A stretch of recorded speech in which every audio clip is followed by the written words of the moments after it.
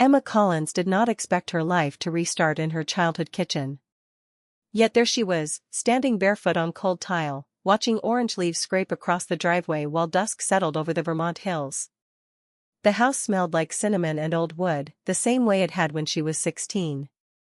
Some things never changed. She had changed. 2 months earlier, she had lived in Chicago with a husband she believed would grow old beside her. Now she was 32, divorced, back in the town she once begged to escape, carrying only 2 suitcases and a quiet ache she couldn't explain. Her mother called it healing. Emma called it surviving. The front door opened behind her. "You okay, Em?" She turned. Lily stood there in a gray sweater, hair tied in a loose knot, cheeks pink from the cold. Her younger sister had always looked warm, like sunlight followed her everywhere. Emma smiled. "Yeah. Just thinking." Lily crossed the room and bumped her shoulder gently. "Don't think too hard on your first night back. Come on. Dinner's almost ready." Emma nodded and followed her into the dining room. That was when she noticed Daniel. He was sitting at the far end of the table, sleeves rolled up, phone face down beside his plate. Taller than she remembered. Broader, too. His dark hair had a slight wave now, and faint lines framed his eyes, lines that hadn't been there when they were teenagers watching football games on metal bleachers. Daniel Wright. Lily's partner of 6 years. Practically family. "Hey, Emma," he said, standing halfway before stopping himself, unsure whether to hug her. She hesitated only a second. "Hey." They exchanged an awkward half-smile and sat. Her parents filled the silence with questions about traffic and unpacking and whether she'd found the winter coats in the hall closet. Emma answered automatically, eyes drifting back to Daniel when she thought no one noticed. He listened more than he spoke. When Lily laughed, he smiled at her with easy affection. When Emma talked, he nodded, slow, thoughtful. At one point, she looked up and caught him watching her. Not staring. Just focused. Their eyes met. He blinked first. Emma looked down at her plate, suddenly too aware of her own breathing. She told herself it meant nothing. People change. Time passes. Familiar faces feel strange after years away. That was all. Dinner ended with clinking dishes and her mother insisting she rest while the others cleaned. Emma carried plates to the sink anyway. Old habits. Warm water rushed over her hands as she scrubbed. She didn't hear footsteps until someone stood beside her. "I've got that." Daniel reached for a towel. "Oh, thanks." She stepped aside. Their shoulders brushed by accident. It was brief. Still, her stomach tightened. He dried a plate carefully. "How long are you staying?" Emma shrugged. "Not sure." "A while." He nodded. "Town hasn't changed much." She let out a short laugh. That's comforting and sad at the same time. He smiled. It softened his whole face. "Yeah. Guess that's true." Silence followed, but not the empty kind. It felt full, crowded with things neither of them were saying. Daniel cleared his throat. "Lily's glad you're back." "I know." Emma hesitated. "She's good?" "Better than good." He looked toward the living room where Lily and her parents were arguing about which movie to watch. "She loves her job. Loves this place." Emma nodded, though something twisted gently inside her chest. "I'm glad," she said. He studied her for a second too long. "You don't sound convinced." She turned off the water. "I am. Just tired." Daniel seemed to accept that, stepping away to stack plates. "Welcome home," he said quietly. The words stayed with her long after she climbed the stairs to the guest room. The room still had pale blue walls and the same crooked bookshelf from her teenage years. Her old trophies sat in a box in the corner. She closed the door and leaned against it. Why was her heart beating so fast? It was nothing. She unpacked slowly, folding sweaters into drawers that stuck, hanging coats she hoped she wouldn't need for a while. Downstairs, laughter drifted up the stairwell. Lily's voice. Daniel's, lower and steadier. Emma sat on the bed and rubbed her temples. She had promised herself this move would be simple. Quiet. Temporary. Heal. Work. Save money. Move forward. Not, whatever that was. She went to sleep telling herself she was tired. That was all. The next morning, sunlight slipped through thin curtains, pale and cold. Emma padded downstairs for coffee and found Daniel already there, tightening a loose cabinet hinge under the sink. "You're up early," she said. He glanced over his shoulder. "Jet lag from life change," he guessed gently. She smiled despite herself. "Something like that." He stood, wiping his hands on a rag. "Coffee's fresh." "Bless you." She poured a cup, grateful for something warm. They stood on opposite sides of the kitchen island. Quiet again. Too quiet. "So," Daniel said, "your mom says you're working remote now." "Yeah. Marketing stuff. Emails and spreadsheets." "Sounds thrilling." "It's glamorous," she deadpanned. He laughed, a short, real laugh. It surprised her how good it sounded. Lily burst in moments later, energetic as always, and the moment shifted. The air felt lighter. Normal again. Emma told herself that was proof. Nothing strange was happening. Nothing at all. But later, while she carried laundry upstairs, she felt eyes on her. She turned. Daniel stood at the bottom of the steps. He didn't move when she caught him looking. Instead, he gave a small, unsure smile. She returned it without thinking. Then kept walking, pulse quickening for reasons she didn't want to name. From the hallway window, she could see the yard where she'd grown up, the swing set long gone, the tree she'd carved her initials into when she was 12. She had come home for peace. What she hadn't expected was the feeling that something invisible had already begun to shift. And she didn't yet know whether it would pass or pull her somewhere she never meant to go. Emma thought she could keep her distance. She was wrong. The next few weeks in the Collins house settled into a rhythm that felt too small and too charged at the same time. Mornings were busy, Lily rushing out for work, her parents disappearing for errands or social visits. Emma sat at the dining room table, laptop open, fingers hovering over the keyboard, trying to focus. Daniel moved through the house, fixing things quietly.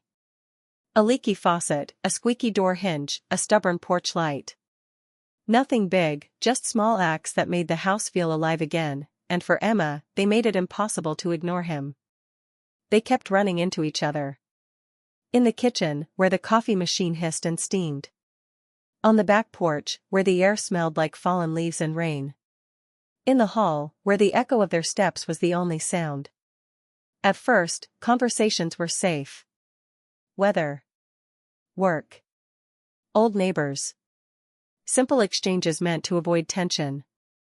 But small talk is slippery. It never stays small for long. One rainy afternoon, Emma worked on her laptop while the sky darkened outside. She heard the ladder squeak in the hallway and looked up. Daniel was there, balancing it carefully. "Still doing spreadsheets for a living?" he asked, a teasing edge in his voice. Emma smiled without looking up. "Sadly." He leaned against the doorway, arms crossed. "You always said you wanted to write novels. Remember?" She froze, hands over the keyboard. I guess life got in the way." "Doesn't mean it's too late," he said quietly. Her chest tightened, a rush of warmth she didn't expect. She closed her laptop. "Thanks." He studied her, not looking away. "You mean it?" She nodded, and for a second, the room held its breath. Outside, rain tapped a steady rhythm against the glass. Inside, there was nothing but the quiet between them. Later that day, Emma found herself watching him while Lily was in another room, laughing at something on her phone. She noticed how his hands moved when he adjusted the curtain, how his eyes softened when he thought she wasn't looking. He noticed, too. Their eyes met in the doorway, holding briefly, a silent acknowledgement of something neither wanted to name. Emma's stomach twisted. She should walk away. She tried. She volunteered to run errands. She ate meals later. She spent extra hours in her room. But emotions don't obey rules. They wait, patient and sharp. One evening, Emma stepped onto the back porch to breathe. The air smelled of wet leaves, and stars dotted the clear sky above. Daniel was already there, hands in pockets, watching the horizon. "You've been avoiding me," he said softly. "I haven't," she replied, stiffly. "Yes, you have," he said, voice low. She swallowed. "I just don't want things to be awkward." "Are they?" Her chest tightened. "I don't know." He didn't answer. He just turned slightly, looking out at the darkened trees. The silence between them was not empty. It was heavy with words they couldn't say. Emma realized something then. She wasn't just drawn to him. She was tangled in something far more complicated, something forbidden in its simplicity. Daniel wasn't just anyone. He was her sister's partner, someone she trusted because she had to. They stayed like that until the stars faded and the first hint of morning light painted the sky. Neither moved closer, neither spoke. The next week was harder. Each glance across the kitchen, each accidental touch, made Emma's heart race.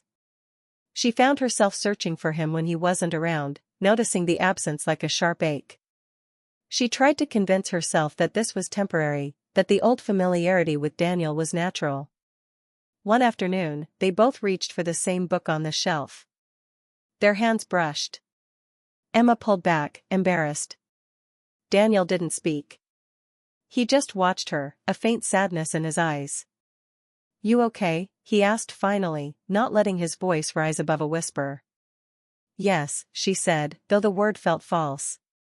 Later that day, she caught him in the living room, reading. Not anything in particular, just a book. She hesitated, then sat across from him. For a long while, neither spoke. Words seemed unnecessary. The house was quiet except for the clock ticking and the soft hum of the heater. "I never thought coming back would be like this," she finally said, voice small. "Like what?" he asked, looking up. "Complicated. Awkward. Confusing." He nodded slowly, understanding. "Yeah. Life has a way of doing that." They smiled faintly, but it wasn't a happy smile. It was a smile that carried weight, the weight of things left unsaid, things that could never happen. Emma realized then that the house, once familiar, had transformed into a place of tension and quiet longing. Each room held memory, each corridor held possibility. And every time Daniel was near, she felt the pull of something forbidden, something she both feared and wanted. She tried to focus on her work, but her mind wandered. Emails blurred. Numbers seemed meaningless. She would catch herself staring out the window, imagining him beside her, laughing, talking, existing in ways that made no sense. Daniel, too, was careful. He never crossed a line. He never spoke words that could destroy the fragile trust with Lily. But his presence lingered, and Emma felt it in every room they shared. One evening, while preparing dinner, she turned to find him leaning against the counter. "You've been avoiding me again," he said, softer this time.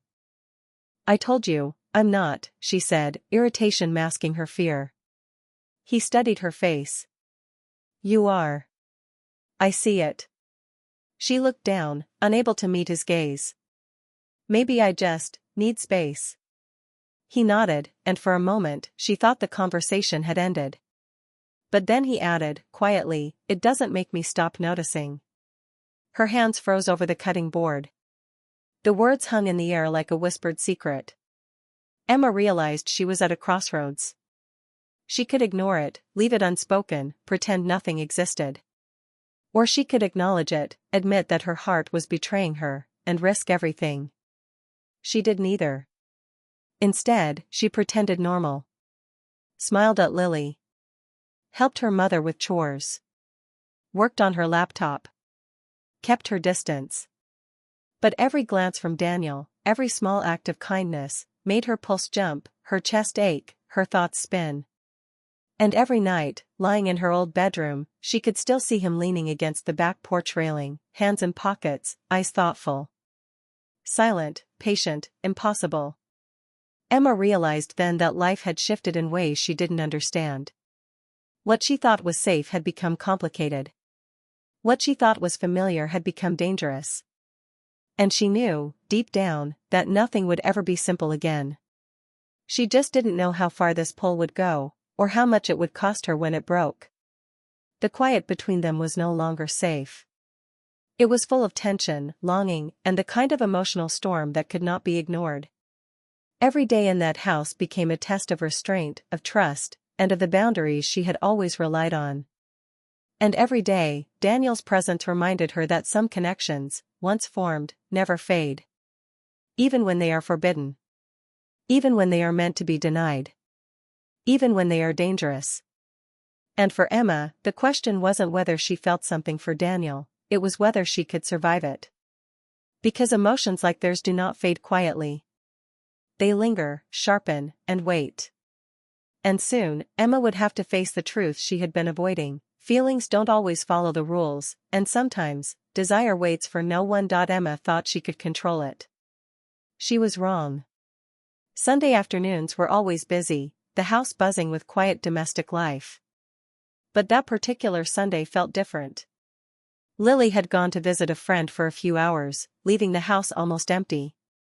Emma was folding laundry in the living room, the rhythm of the fabric soothing her nerves. The hum of the washing machine was the only sound until Daniel appeared in the doorway, carrying a small toolbox. He set it down without a word, and for a moment they just watched each other. His presence, which had become almost normal over the last few weeks, now felt sharp, too close, and impossible to ignore. "I talked to Lily about proposing," Daniel said suddenly, breaking the quiet. Emma froze mid-fold. The towel in her hands trembled slightly. "Oh," was all she could manage. He moved closer, voice quieter. "She deserves something steady, after all these years." Emma's chest tightened. Steady. Right. Perfect. Words she could never match. She forced a polite smile, though her heart beat faster than it should. "She does." Daniel hesitated, leaning against the back of the sofa. "Do you think she's happy with me?" Emma's hand stopped moving. She wanted to tell him to focus on Lily. She wanted to tell him to stop speaking in riddles that made her stomach twist. Instead, she said carefully, "That's not my question to answer." His eyes dropped. He ran a hand through his hair. Sometimes I wonder if she feels the same way I do." Emma felt a jolt in her chest. Something dangerous had slipped into the room. She took a step back. "What does that mean?" Daniel met her gaze, steady now. "It means I've been feeling something. I shouldn't." The words hit her harder than she expected. Time froze. The laundry sat in her hands, forgotten. The hum of the washing machine seemed distant. Emma whispered, "Daniel, stop." He didn't move away. "I tried," he admitted, his voice low and sincere. "I really did." Her throat tightened, and she pressed a hand against her chest. "This can't happen." "I know," he said quietly. "You know I know." "You're with my sister," she said, almost a plea. "I know," he admitted again. His voice shook slightly now, betraying the calm he'd held for weeks. Emma looked down, frustrated with herself. Her heart didn't listen to reason. Her chest felt tight. "Then don't say things like that," she urged. Daniel's shoulders slumped, as if a weight had finally landed on him. "I'm sorry," he said simply. Emma nodded, because she didn't know what else to do. "Me too," she whispered. "But apologies don't erase feelings. They don't make a heart stop racing or a mind stop imagining impossible scenarios. They only admit that the feelings exist, and that they are dangerous. The rest of the day passed in quiet tension.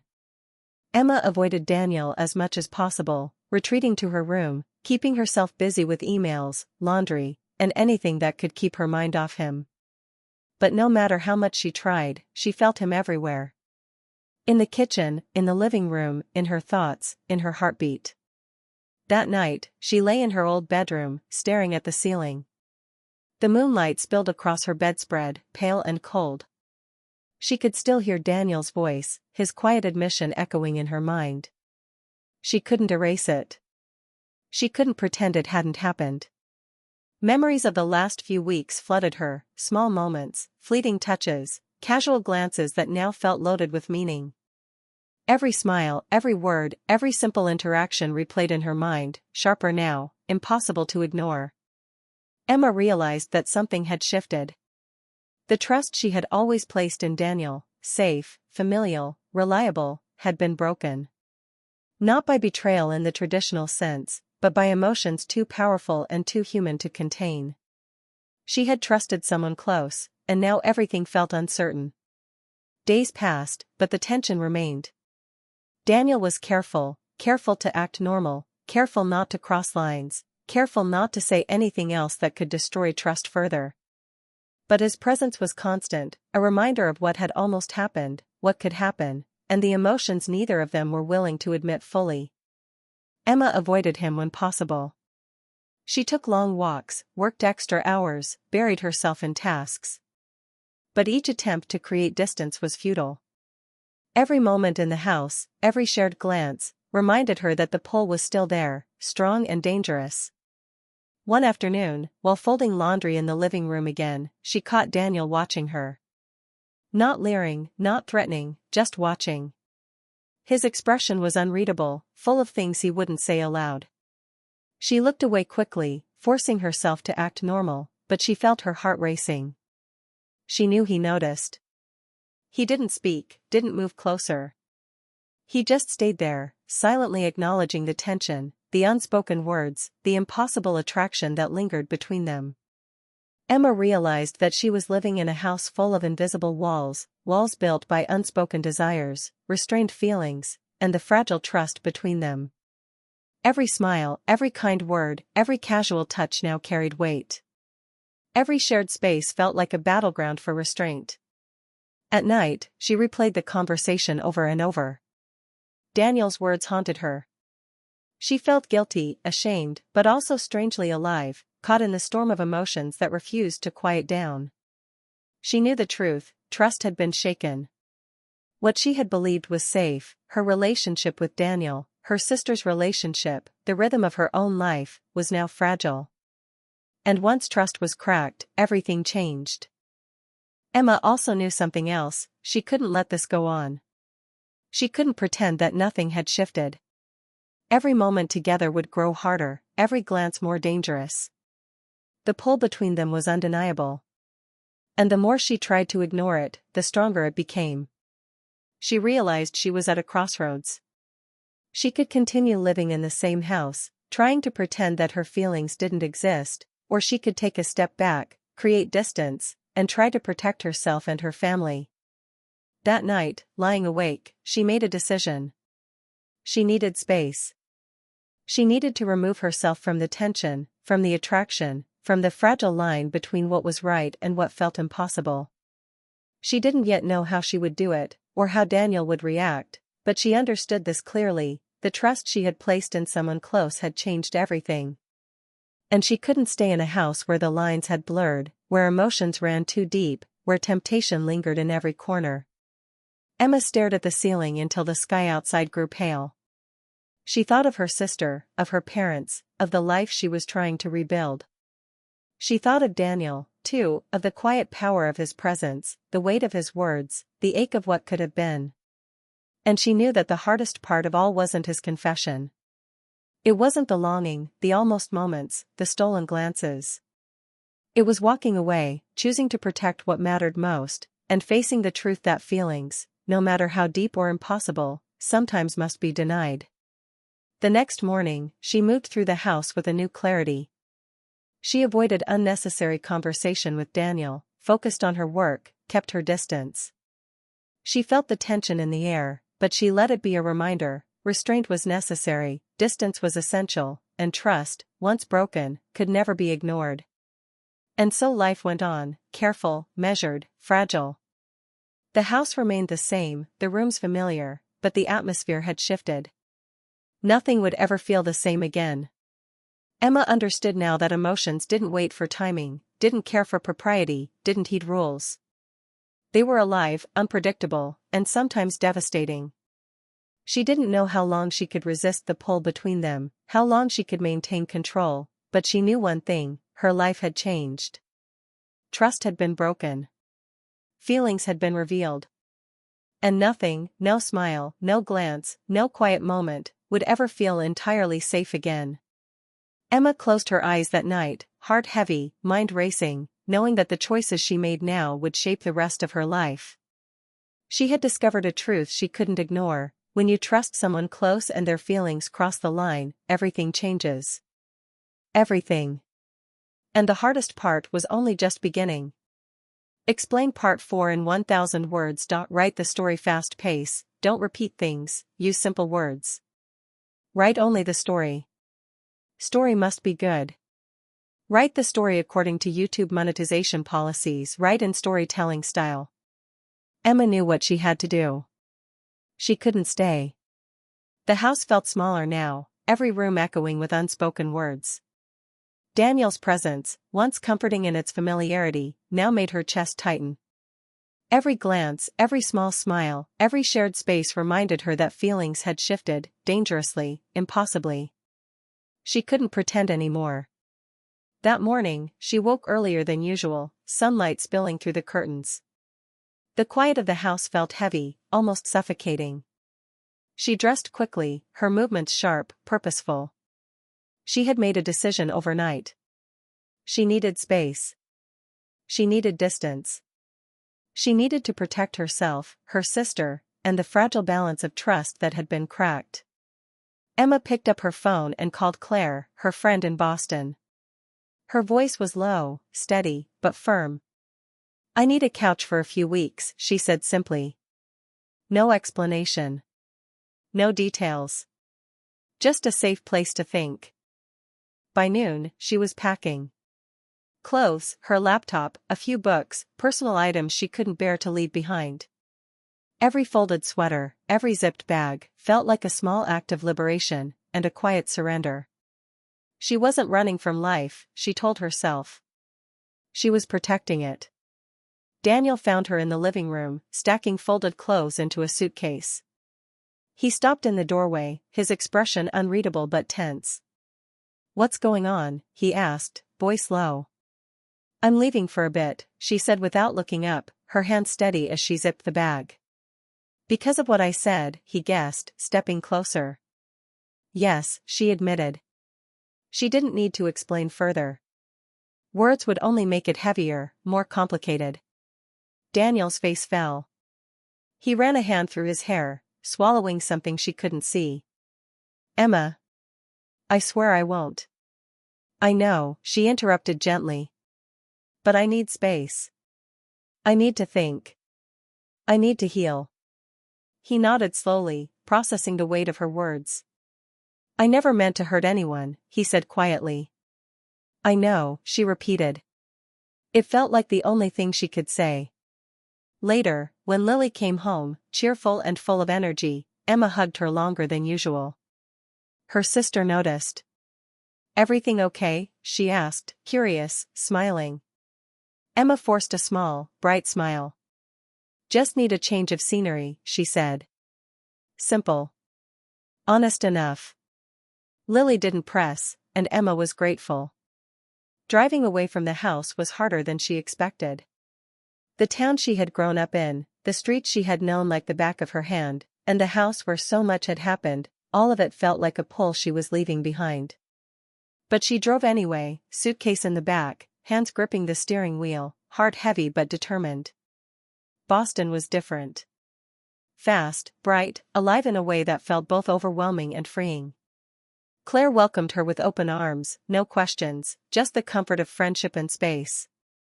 Emma unpacked, arranged her temporary room, and felt a small sense of relief she hadn't realized she needed. Life outside the house was slower in its chaos. She worked, walked, ran errands, and spent evenings reading on Claire's couch, trying to let her mind settle. But Daniel's presence lingered, not physically, but in memory, in moments replayed over and over. Every smile, every quiet conversation, every brush of hands was etched into her memory. She tried not to think about it, tried not to dwell on the pull between them, but it was relentless. Then came the texts. One simple line, short, careful, "I hope you're okay." Emma stared at the phone, thumb hovering over the screen. She didn't respond. She couldn't. Not yet. She needed distance. Responding would be an admission. She needed to breathe first, to untangle the knots in her heart. Days passed. Life went on. She returned calls to Lily with measured care, laughed at her sister's stories, listened to updates about Daniel without reacting, keeping her tone light. But in quiet moments, she felt the ache, the weight of what could have been, what was almost said, what was almost felt. One evening, Emma walked along the Charles River. The city lights shimmered on the water, and the cold air stung her cheeks. She paused, watching the reflection ripple across the surface. In that moment, clarity struck her. Sometimes, the hardest part of love isn't falling for someone. It isn't even the longing or the almost moments. It's walking away. It's making the choice to protect what matters most before desire destroys it. Emma realized that the decision to leave was both an ending and a beginning. An ending to the dangerous pull, the impossible tension, the trust she had once taken for granted. A beginning for herself, for her own healing, for the life she still wanted to build. She didn't know what the future held. Whether Lily and Daniel would marry. Whether time would soften the ache between her and Daniel. Whether her heart would fully understand the lessons of that season of her life. But she did know this: some choices are harder not because of what you lose, but because of what you feel. And Emma had felt. Deeply, truly, impossibly. That night, she sat by the window of Claire's apartment, notebook in hand, pen poised. Words came slowly, hesitantly at first, but then in a rush. She wrote about trust, about longing, about the fragile moments that change lives. About Daniel, but also about herself. In writing, she found a measure of release. In moving away, she found clarity. In choosing herself, she found strength.